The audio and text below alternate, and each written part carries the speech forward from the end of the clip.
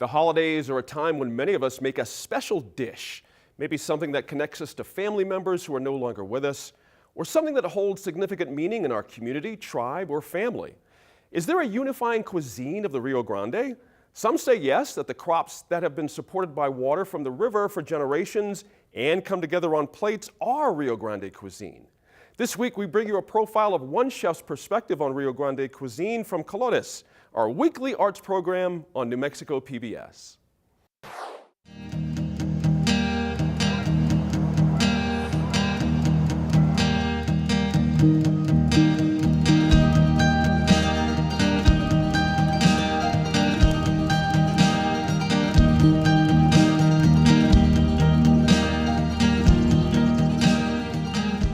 Rio Grande Valley cuisine tastes like New Mexico. I mean, it's the sky, it's the air, it's everything that encompasses this state and that river and this culture that resides here. That's my main thing. I mean, I'm from here, so that's important to me. I just believe in what I do, and I believe in the nutrition that it provides. I believe in knowing that if you eat seasonal, you tend to be more healthy because everything is at an optimal peak in nutrition and taste and everything.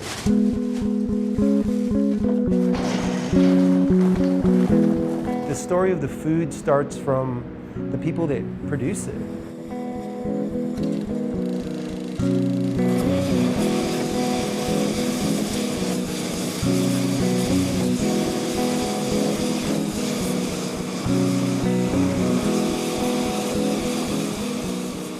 I'm just the guy that gets to play with it, to be honest with you.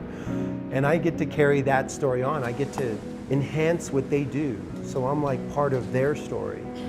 And then the people that really get the full story are the guests. So I'm just a facet of the process of the story. And my whole thing is to be connected.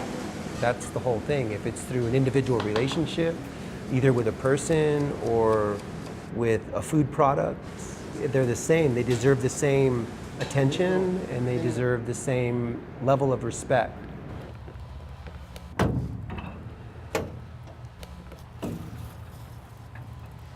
The challenge of local food is that you have to be ready to change.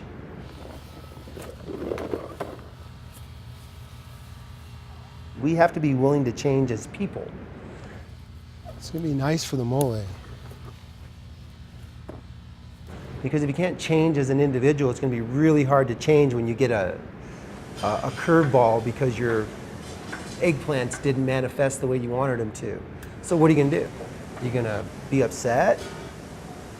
No, you're going to make adjustments. Or if we have a huge bumper crop, what are we going to do? So all of a sudden, the creative juices just start flowing and you're thinking, I can do this, I can do this, I can do this, I can do this, and you've got one thing and you're coming up with half a dozen different things that you can start creating out of this one thing.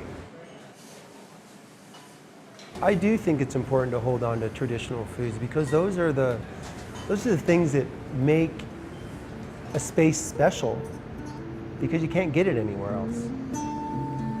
But if you want the true essence of it, you can only get the green chili here. You can only get the red chili here. You can get it other places, but in different forms. We started thinking about moles for this restaurant and for this menu quite a while ago, or I did, and then it kind of just evolved. And so we're running like 2 moles every 6 months. So we'll have a vegetarian version and a meat version. With the yellow mole, it was really about showcasing these vegetables that are in abundance right now.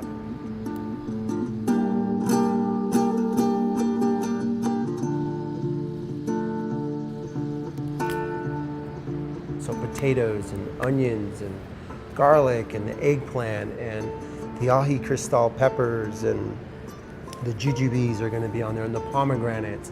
So this whole dish, this vegetarian mole, the sauce was created to showcase these harvests. So as we move into winter, all those vegetables that are on the dish now are going to change because the seasons have changed. but the sauce will be the same. So it's kind of like the mother that carries them, you know, and some things will be stewed in the sauce, and then some of those items will ornate the dish so that you have some visual textures, and maybe we'll create some height with it. It evolves as the seasons evolve, and that's what I like about the moles. They can adapt. I think that the dishes pretty much evolve themselves. I just have to make sure that I'm aware enough when to change them. That's the hard part. Because the way the seasons work, the way the harvest works, you just don't know from one year to the next, to the next, to the next, to the next. And you have to have that flexibility about yourself in this industry.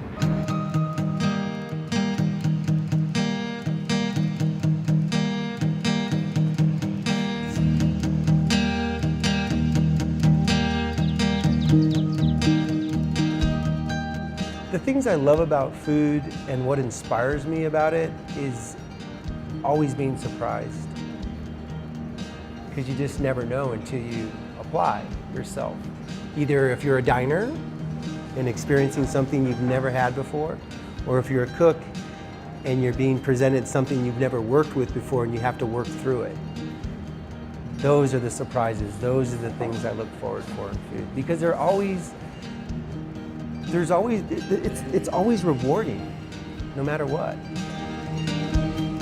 I just invest myself into the product. And I hope that when people order these dishes that me and my team create, that they're as invested in eating it as we are prepping it and creating it. That completes a cycle to me. And to feed people well, I think that's huge. Because you're interacting with somebody that you don't even know. And you're interacting with them on kind of an intimate level.